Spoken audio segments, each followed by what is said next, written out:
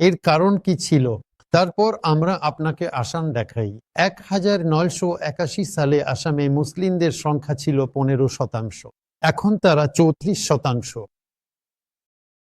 আসামে অবশ্যই 15% থেকে 25%-এ পৌঁছানোটা ঘটেছিল 1900 থেকে 1941 সালের মধ্যে।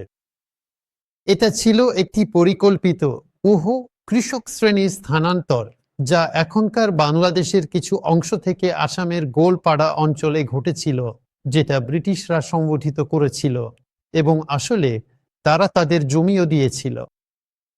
আসলে সেই সময়ের প্রতিটি জনগণনা রিপোর্টে উল্লেখ আছে কতজন মানুষ আনা হয়েছে এবং কত জমি বিতরণ করা হয়েছে।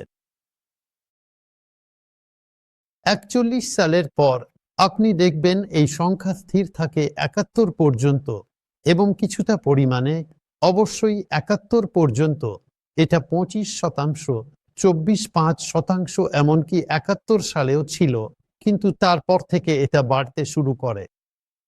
81 সালে এটা 26% হয়, 91 সালে 28.4, 2001 সালে 30.92, আর এখন 34%। তাহলে এই 81, 71, 81 মনে হচ্ছে ভারতের মুসলমানদের জন্য একটা পরিবর্তনের সময়। এর কারণ কি? আমার মনে হয় ইতিহাসবিদ এবং সমাজবিজ্ঞানী দুজনকেই এটা নিয়ে গবেষণা করা উচিত।